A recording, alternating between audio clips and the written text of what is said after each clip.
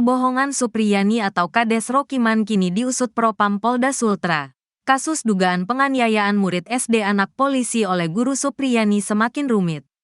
Kepolisian, dalam hal ini Propam Polda Sulawesi Tenggara, Sultra, mendalami kasus dengan memanggil Supriyani untuk menjalani pemeriksaan. Hal ini dilakukan setelah Kepala Desa, Kades, Wonua Raya, Rokiman juga diperiksa sebagai saksi oleh Propam Polda Sultra. Keterangan keduanya dibutuhkan untuk menyingkap kebohongan tentang kejelasan uang damai 50 juta rupiah. Pasalnya, sebelumnya telah beredar video viral munculnya uang damai 50 juta rupiah berdasarkan pengakuan berbeda dari Rokiman. Mengutip tribunusultra.com, selanjutnya Supriyani bakal diperiksa Bid Propam Polda Sultra pada Selasa, tanggal 5 November tahun 2024, siang ini. Pemeriksaan sekaitan penanganan dugaan kasus yang sebelumnya ditangani Kepolisian Sektor atau Polsek Baito, Kabupaten Konawe Selatan, Konsel, Provinsi Sultra. Dalam perkembangannya, Guru Supriyani kini menjadi terdakwa atas tuduhan aniaya murid sekolah dasar, SD. Murid SD negeri di Kecamatan Baito yang diduga korban merupakan anak polisi. Sosok Kanit Reskrim Polsek Baito, Aibda WH, dan istri NF.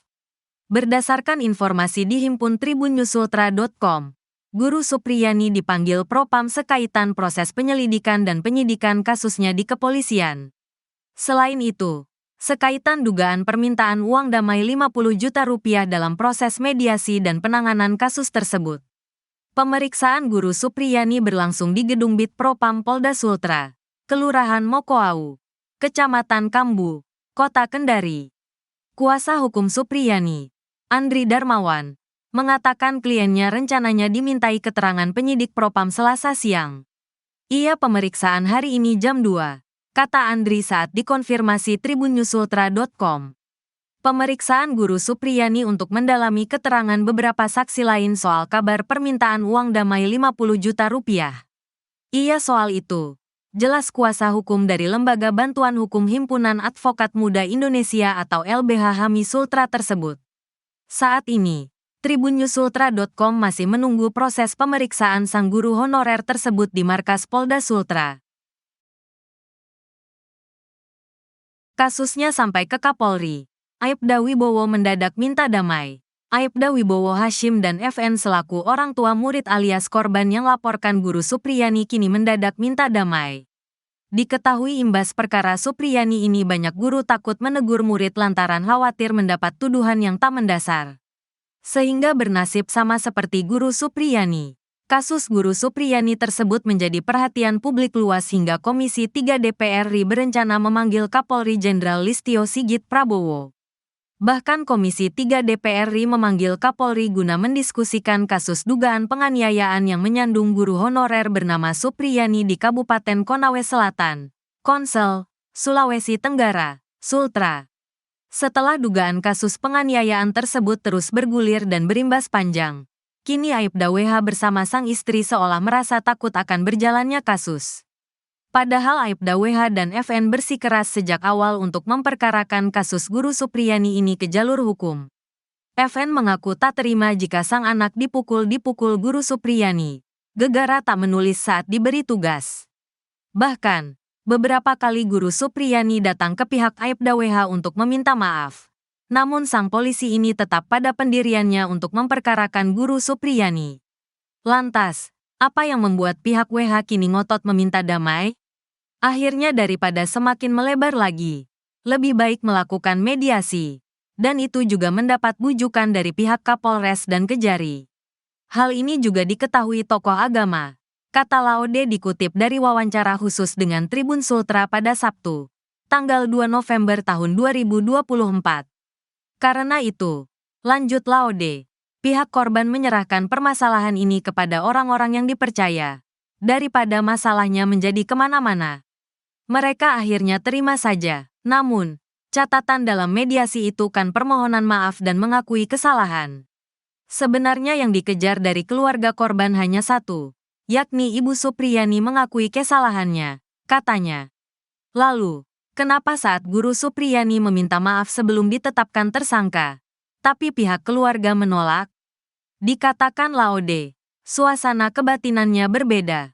Pada saat dekat persidangan publik sudah menghakimi bahwa keluarga korban ini memeras, dan karena tidak diberikan uang Ibu Supriyani dipenjarakan. Jadi, karena luar biasanya ini pemberitaan maka orang tua korban tertekan, katanya. Sementara saat di mediasi awal, Guru Supriyani justru menantang dan membentak korban di hadapan orang tuanya. Sehingga saat dibentak itu, hati dari ibu korban sudah terluka karena anaknya sudah dipukul, lalu dibentak lagi. Dan yang menambah luka itu pada saat Ibu Supriyani datang bersama suami dan kepala desa dengan membawa uang, katanya.